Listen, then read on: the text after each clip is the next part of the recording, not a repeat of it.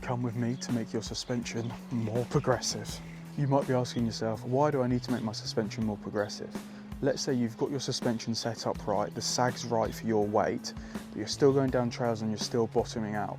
The case might be it's not progressive enough for your riding style.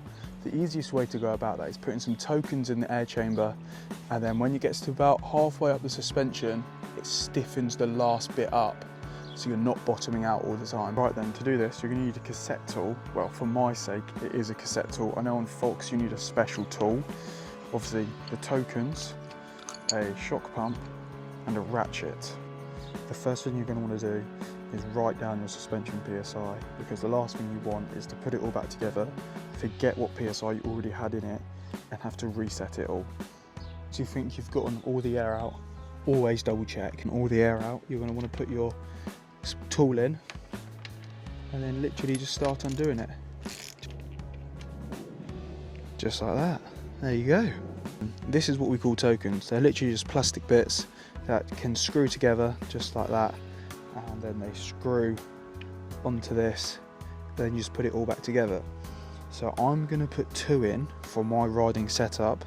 If you're not sure, I'd recommend just put one in, go for a ride, and then if you're still not happy with it, put another one in. There you go. That's what it'll look like afterwards. Make sure they're on there nice and tightly, and just put it back in. That you've pumped your forks back up to the same PSI that they were before. You just want to cycle the air a bit, because obviously it's got to get back into the negative chambers as well. So you just got to pump down a couple times, and then when you've done that, you're going to want to check your sag again, because obviously if you've added tokens, your sag will have changed. So you might have to take a little bit of air out, or if you've removed tokens, add a little bit more. The bike and get into your natural riding position. It's a bit easier to do it when rolling along slowly, but you want to get on just like that and then carefully get off. And then you'll be able to see your suspension sag.